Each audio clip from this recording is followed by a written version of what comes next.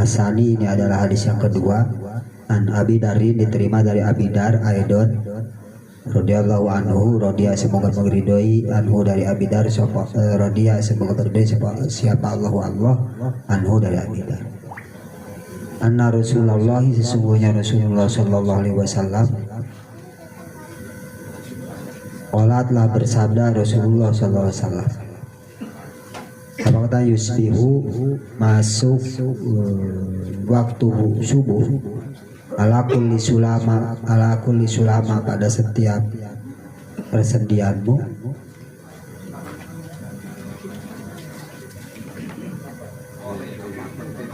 ala kulli sulama pada setiap persendian, min ahadikum, dari salah satu di antara kalian, apa sodakotun sodako. Fakulu tasbihatin, maka setiap tasbih itu sodakotun adalah sedekah.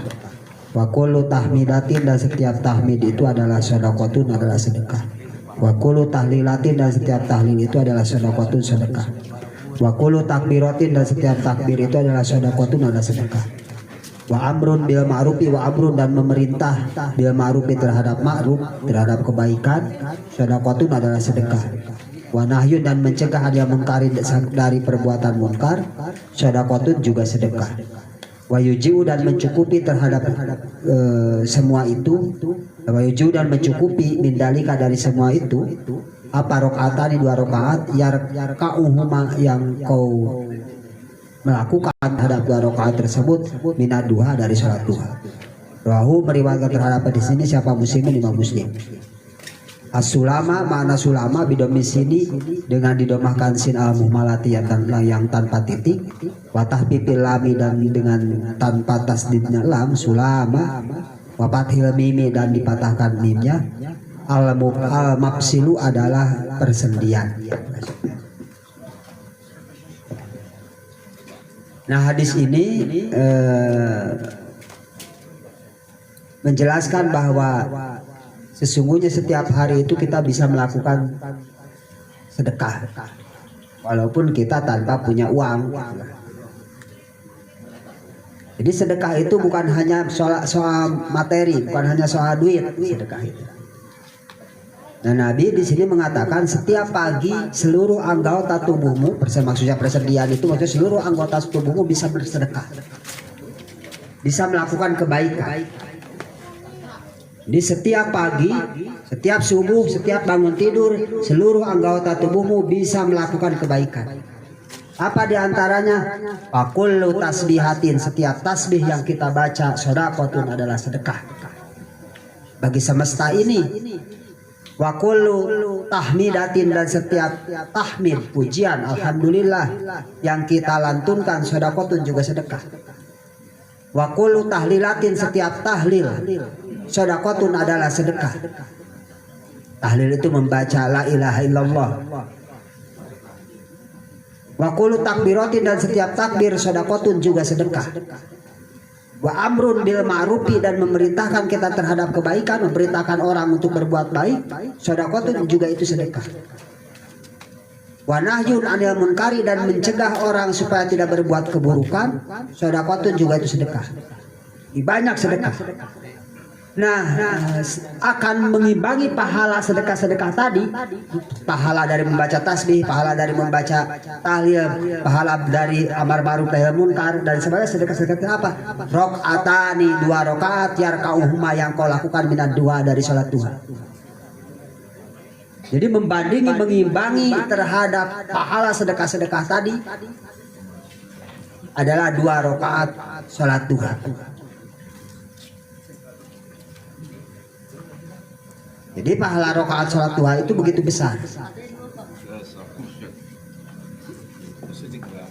Begitu besar. Jadi pada hadis ini Nabi ingin mengajarkan kita bahwa sedekah bisa dengan apapun. Sedekah bisa dengan apapun. Yang penting asal ada kemauan. Yang penting asal ada kemauan. Di hadis ini juga Nabi menjelaskan tentang keutamaan Salat duha. Salat duha.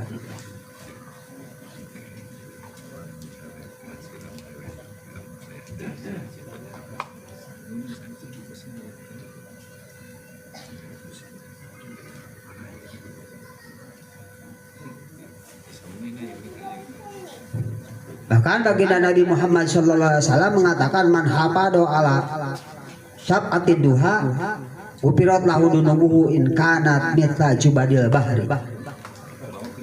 Barang siapa yang menjaga dua rakaat, membiasakan menjaga syafaat, barang siapa yang membiasakan menjaga itu, barang siapa yang membiasakan menjaga atau membiasakan salat duha, upirat lahu dunubuhu, maka akan diampuni dosanya.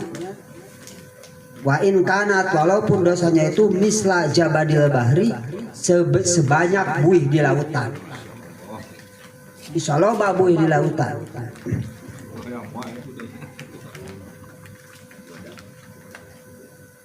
Kemudian orang-orang yang sholat duha itu tidak akan dicatat, tidak akan mempunyai predikat orang lalai. Man sholat duha rakaataini lam yuktab minal ghafilin. Barang siapa yang melaksanakan sholat dua rakaat, maka akan tidak termasuk, maka tidak dicatat sebagai orang yang lupa, orang yang lalai.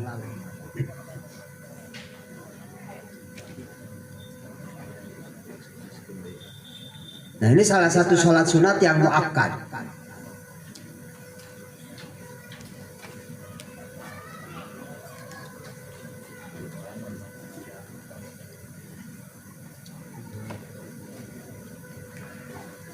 Yusabbih nabil asyi wal isyraq, sebagaimana firman Allah. Bertasbihlah pada waktu isyraq, pagi-pagi, asyi dan sore. Nah, Ibnu Abbas mengatakan bahwa yang dimaksud al-isyraq itu adalah salat duha.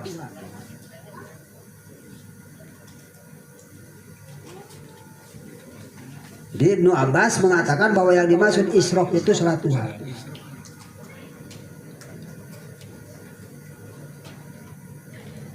Nah, mayoritas ulama mengatakan bahwa yang dimaksud salat isyraq itu adalah salat duha. Walaupun ada ulama yang mengatakan bahwa sholat isyraq itu berbeda dengan sholat duha. Tapi mayoritas ulama fikih mengatakan bahwa yang dimaksud sholat isyraq itu adalah duha. Tapi apa bedanya? Bedanya begini. Apabila kita melakukan sholat subuh, kemudian kita duduk untuk berzikir, kemudian setelah masuk waktu duha, kemudian kita sholat duha. Jadi antara sholat subuh dan sholat duha itu tidak terselang oleh aktivitas duniawi. Langsung dua rakaat, nah maka itulah dua rakaat itu disebut isyraq. Apabila kita beres sholat subuh, wiswiridan, keluar imah heula, ngopi heula, badal pisang goreng heula, balik deui ka masjid sholat dua rakaat, nah eta sholat duha, lain sholat isyraq. Jadi setiap isyraq itu adalah sholat duha, tapi tidak setiap duha adalah isyraq. Itu menurut mayoritas ulama. Ada memang ulama yang membedakan ya duha ya isyraq. Jadi beda, ya, sholat duha, sholat isyraq ya sholat isyraq. Tetapi pada intinya waktunya sama. Yang dimaksud sholat duha itu adalah sholat yang dilakukan sholat sunat yang dilakukan selepas subuh. Selepas sholat subuh, artinya selepas sholat subuh ketika matahari telah meninggi kira-kira ukuran 1 tombak atau ukuran kira-kira 3,7 meter lebih. Ada ulama mengatakan ada yang disebut 3,7, ada yang disebut 2,7 atau 2,4 meter ya. Cuma ya kira-kira tinggal di matahari kita yang paham tumbak kira-kira 3 meter atau 3,7 meter lah. Tingginya segimana ya.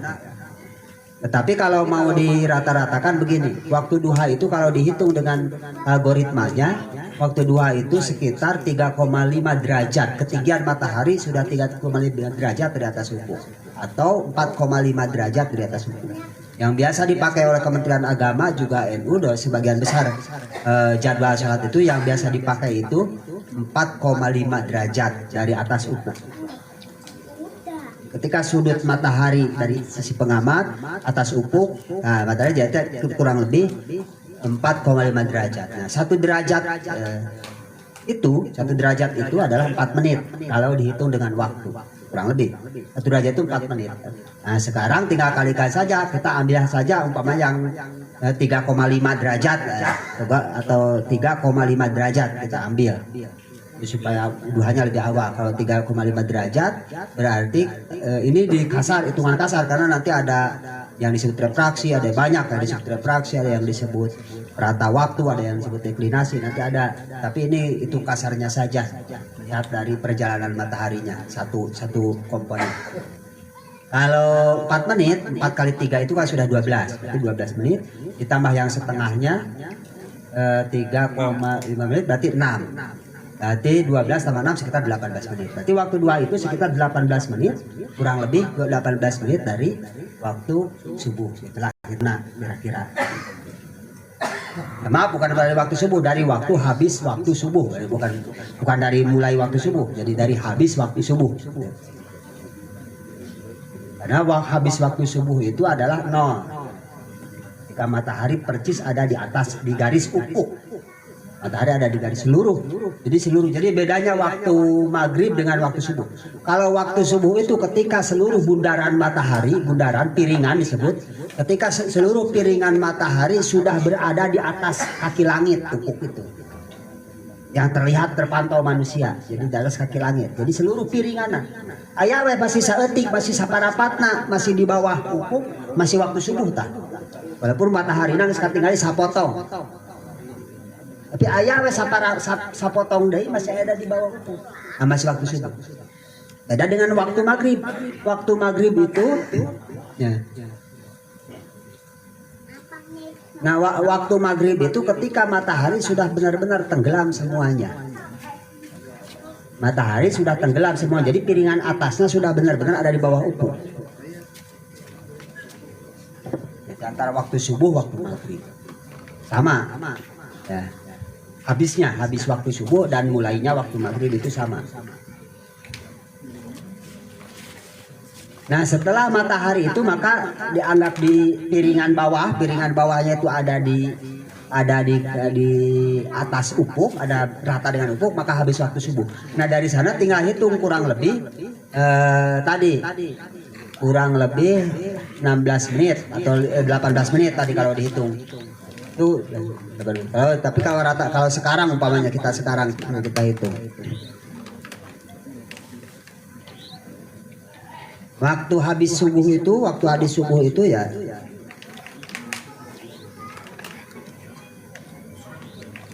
nah subuh itu kan habisnya jam 6. Nah, anggap jam 6. Nah, tinggal tambah 18 menit. Nah itu perkiraan rata-rata, bisa kurang, bisa lebih, tapi kalau kurang pun tidak terlalu jauh, kalau lebih pun tidak terlalu jauh lah. Itu perkiraan, itu hitungan kasar. Karena hanya menggunakan satu parameter, yaitu perjalanan kira-kira perjalanan matahari, tidak. Jadi perkiraan dihitung bulatnya bahwa dalam 1 derajat naik 1 derajat itu matahari itu butuh waktu sekitar 4 menit. Waktu 4 menit. Jadi kalau untuk tinggi 3,50 derajat itu ya butuh waktu 18 menit, kira-kira begitu. Ini simpulnya. Nah kita tinggal hitung aja. Ya mungkin bisa kurang dari itu, tetapi tidak akan jauh, paling 5 menit atau tapi tidak akan 10 menit atau apalagi sampai tidak akan jauh. Karena waktu faktor pendukung lainnya atau parameter pendukung lainnya hanya menambah atau mengurang, tidak begitu signifikan, tidak banyak, hanya mengkoreksi saja. Nah itu ukurannya. Jadi karena ini harus berhati-hati juga, karena setelah waktu subuh itu ada sholat sunat yang diharamkan. Sholat yang diharamkan. Jadi ada sholat yang diharamkan kecuali di tanah haram. Kalau tanah haram tidak ada sholat yang diharamkan, jam sabarawai gak jadi. Di tanah haram itu tidak ada waktu sholat yang haram. Kurang rek sholat jam sabarawai oke jadi. Kalau di kita ada 5 waktu yang haram sholat sunat maksudnya. Yang pertama ya tadi ketika lepas sholat subuh qadra rumhin sampai matahari meninggi kira-kira ukuran 1 tombak yaitu sekitar 3 meter atau 3,7 meter. Yang kedua waktu istiwa, itu matahari tepat di atas kepala kita. Istiwa ketika matahari zenit 90 derajat dengan kita di atas ufuk, di atas matahari zenit namanya, di atas tengah-tengah langit. Yang ketiga waktu selepas salat asar sampai maghrib, itu waktu yang diharamkan sholat. Sunatnya itu nih. Sholat sunat, kalau sholat wajib tidak diharam, sholat wajib mah diharam. Ini sholat sunat. Sholat sunat yang tidak ada dua. Sholat yang sunat yang diharamkan, yaitu sholat sunat mutlak. Artinya sholat sunat yang tanpa embel-embel, tanpa kain, pokoknya sholat sunat itu yang diharamkan. Yang kedua, sholat sunat yang tidak mempunyai sabab, atau sholat sunat mempunyai sebab tapi sebabnya mutaakhir. Ini sebabnya datang belakangan daripada sholatnya. Ya, gini, sholat sunatnya sebabnya ya ayat sabab datang duluan, sebab datang belakangan. Contoh tahiyatul masjid. Tahiyatul masjid itu sholat sunat anu sebabnya datang duluan. Artinya sabab dari sunatkeun sholatnya asup masjid. Berarti datang sebabna heula. Karek disunatkeun sholat tanta eta mah teu masalah. Jadi urang ayeuna asup masjid geus ba'da subuh. Sunat teu naon salat sunat tahiyatul masjid karena eta mempunyai ada sebab mutaqaddim, salat yang sebab yang mendahuluinya.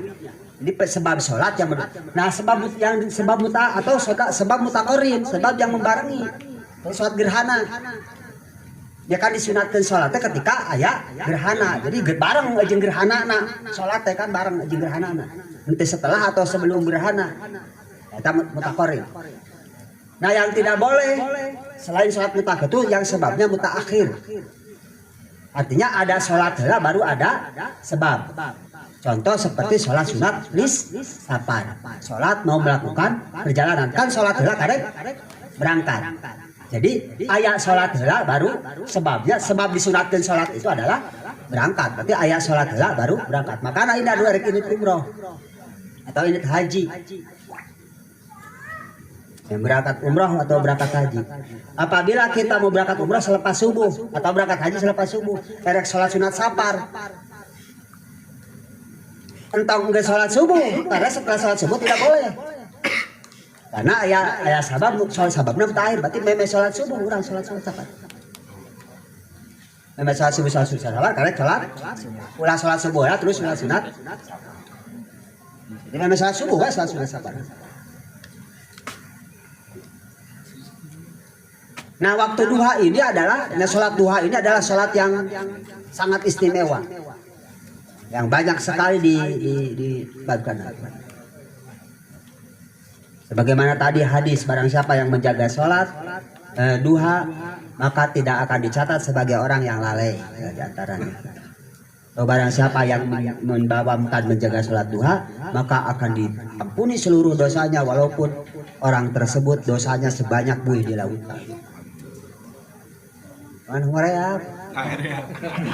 Eleh ke horeap. Kopi. Nah naon ge? Horeap. Padahal ukur 2 rakaat. Boya jeung kulhu bacana. Jadi semua sholat sunat nih, semua sholat sunat yang dianjurkan bacaan teh yang dianjurkan itu kuliah jeung kulhu. Seluruh sholat sunat. Kecuali ada hadis yang warid, ada hadis yang datang mengatakan surat lain. Seperti di qobliyah subuh itu ada hadis ada banyak sebenarnya, tapi yang saya akan bertentangan itu ada dua. Yang pertama ada riwayat yang mengatakan yang disunatkan itu alam nasroh sama alam taro. Yang kedua mengatakan kuliah jeung kulhu. Nah untuk mengkompromikan kedua dalil, karena begini, apabila ada dua dalil yang bertentangan maka satukanlah kalau bisa. Maka hijikeun bae berarti rakaat pertama maca nanti alam nasroh jeung kuliah, rakaat kedua baca nanti alam taro jeung kulhu. Nah, gitu. Satukeun bae, teu kudu diperdebatkeun, duana we baca mata. Jadi dua hadisnya kaamalkeun. Dua hadisnya kaamal. Manila teuing cenah kitu mah cenah baca duana mah cenah. Nah, pilih salah satu orang yang namana. Enak. Nah, semua sholat sunat itu hampir yang dianjurkan itu ya kuliah juga. Nabi itu yang paling surat yang paling banyak dibaca Nabi itu ya kuliah sama kuliah di seluruh sholatnya. Sholat surat-surat lain mah kadang-kadang Nabi bacana kadang-kadang eta mah. Jumatan baca surat iya kadang-kadang. Baca surat Jumatan Al-Jumu'ah sama surat Al-Munafikun. Kadang-kadang. Subuh Jumat membaca sajadah sama apa Alif Lam Mim Hal Atal Insan juga kadang-kadang, tidak setiap Jumat baca gitu. Kalau pada seringnya Nabi baca kuliah sama kul. Nah, apalagi ketika di perjalanan. Kalau di perjalanan itu semua sholat, bukan hanya sholat sunat, semua sholat termasuk sholat wajib yang disunatkan di dalam baca itu adalah kuliah aja kuliah. Semua sholat ketika kita sedang di perjalanan. Mau sholat asar, sholat duhur, sholat maghrib, sholat wajib, mau sholat wajib, mau sholat sunat, mau qobliyah, mau ba'diyah, mau sholat yang lain, yang dianjurkan itu kuliah sama kuliah. Yang disunatkan itu yang dianjurkan ketika kita berada di perjalanan. Nah, sholat duha juga itu tidak ada bacaan surat yang lainnya. Tapi mau baca surat apa juga bebas sebenarnya, bebas supaya pancena baca sholat duha teh sok ngadatangkeun rezeki, mau memperbanyak rezeki, mata keur dikobong mah sholat duha teh disebutna sholat ekonomi cenah. Ah, cara mana sholat duha ka cingali geus teu boga bekalnya cenah. Karena bukan duit. Sholat duha teh sholat rezeki, keur narik rezeki. Karena doana lain kana bisama'i fa'jilhu. Lain kana bari teh baidan faqribhu. Lain kana qoriban fasabithu. Wah, pokoknya lamun jauh deketkeun, lamun geus deukeut tetepkeun. Doa anak teh mata disebut doa. Wah, kurang tambahan lah ya nama. Salatna salat duha supaya minta rezeki, ditambah surat oge surat keur narik rezeki, surat Waqiah umpamana. Ah, baca. Ya, Waqiah mah paling ge ukur baratus. Kurtumit paling ge Waqiah. Saya punya amalan kalau mau jajan kalau datang ke rumah ada amalan yang setiap sholat kalau pengen mudah hidup rezeki terutama dari setiap sholat baca Waqiah 25 kali setiap beres sholat, maksudnya setiap beres sholat selama 1 minggu beri puasa 25 kali nggak sholat.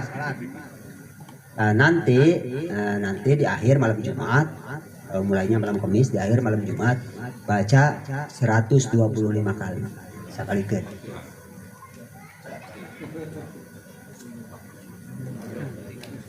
Bang, sore aduh cara batingan enteng itu. Ya lamun hayang nanti al ujroh bi qadril masaqat. Buruh mah kumaha taripuh. Lamun hayang enteng, lamun wiridna entengnya buruhna ge enteng deui gitu. Buruhna ge enteng. Modal. Mari pun. Lamun nguseup ku cacing tong ngarep-ngarep menang paus. Nah, ku cacing paling ge menang ge jaer nila gitu. Nah, cacing tong hayang lauk gede.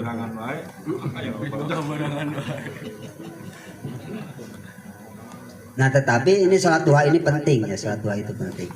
Yang paling penting menurut saya dalam doa sholat duha itu yang paling harus diperhatikan itu wa in kana haroman fatohir. Apabila harta yang didapatkan itu haram, fatohir sucikan. Jadi sholat duha teh mani landri sebenarnya mah. Ya itu doa apabila haram sucikanlah. Kan kita tidak tahu rezeki mana yang haram. Yang diperoleh oleh kita rezeki yang mana yang haram. Kadang-kadang tidak secara dohir mungkin halal. Tapi bisa jadi lewat prosesnya atau lewat apanya terjadi ada haram. Kita tidak bisa seteliti Imam Ahmad bin Hanbal. Imam Ahmad bin Hanbal itu menurut Imam Ahmad bin Hanbal itu meneliti uang itu atau rezeki diperolehnya itu, ditelitinya itu sampai 7 tahap. Duit ini dari siapa?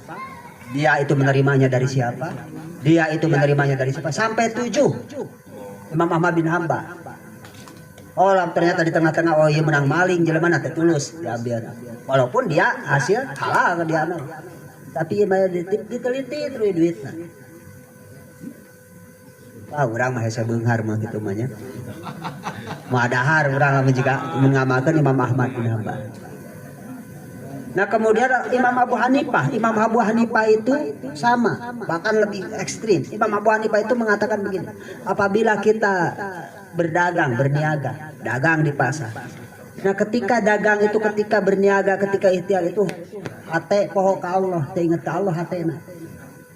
Ingat ke Allah, maka hasil yang diperolehnya itu adalah haram. Cik Imam Abu Hanifah.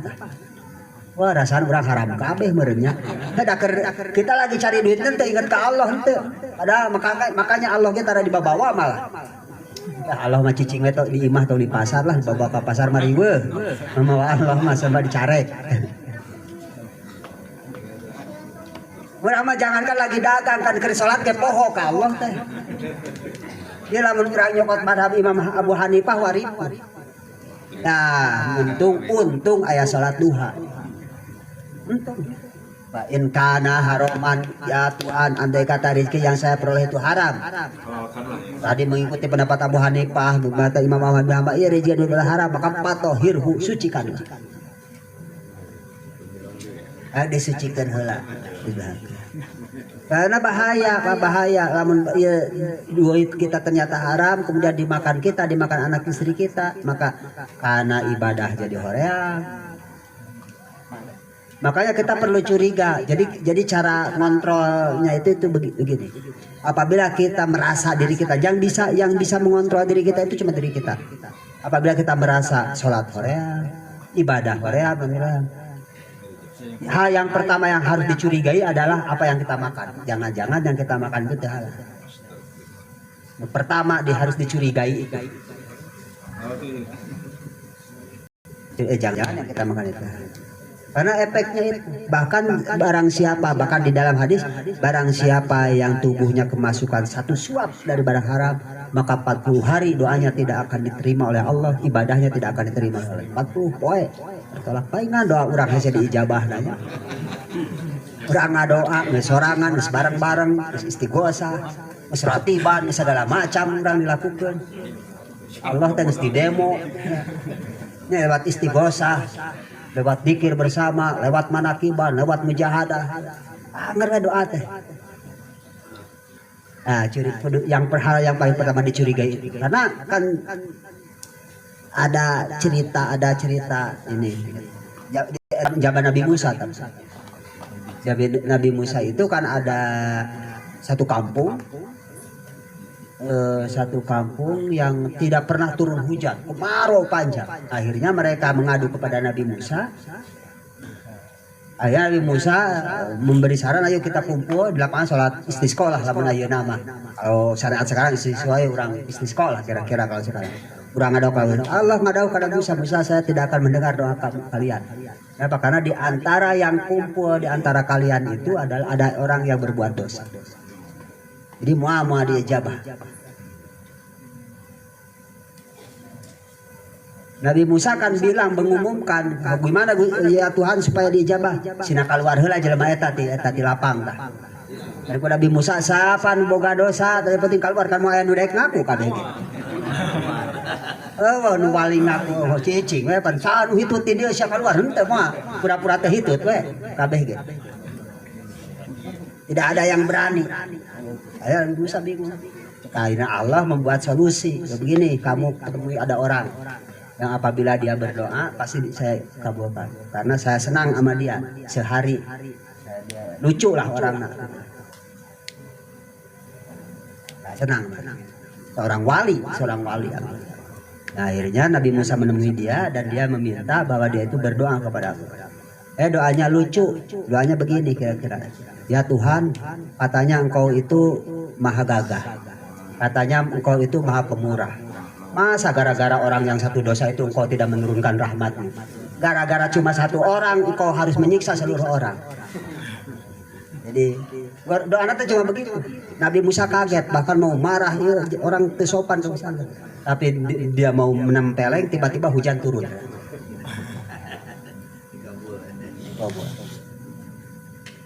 Ya katanya kau itu maha kaya. Masa cuma gara-gara satu orang yang berdosa kau tidak mau menurunkan rizkimu, menurunkan rahmatmu? Diledek, jadi diledek. Tapinya itu kan orang ulah nurutan, mau itu beda kelas. Nah, nurutan beda. Eta mah beda kelas, eta mah beda kelas. Nah itu ya, itu diantara. Jadi pesannya dari hadis ini ya, kalau kita belum bisa bersedekah dengan harta kita, maka bersedekahlah dengan zikir kita. Zikir apapun itu sedekah. Karena dengan zikir semesta ini jadi damai, jadi tentram. Ini kita tidak pernah melihat efek zikir. Kalau andai kata semua orang di kampung ini kita berzikir, rotiban, tentram tah semua tah. Nah, eta sedekah, eta andil kita disebut sedekah itu andil orang. Itu andil kita. Ya, jangan disangka bahwa zikir orang yang bisa dibacakan setiap malam Sabtu nih, ratiban ini, efeknya ke lingkungan ada efek. Karena dikir-dikir yang kita lakukan itu ada efek. Jadi ada membuat damai, tentram, ente sangar, ente gersang, kira-kira.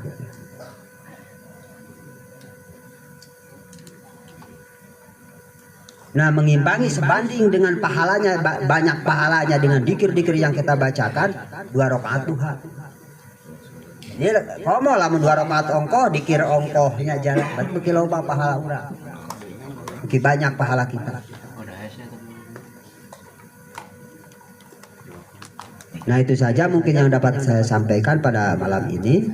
Ya, mudah-mudahan ada manfaatnya dan mudah-mudahan kita diberi hidayah oleh Allah sehingga kita bisa istiqomah melakukan apa yang dianjurkan oleh baginda Rasul Muhammad SAW.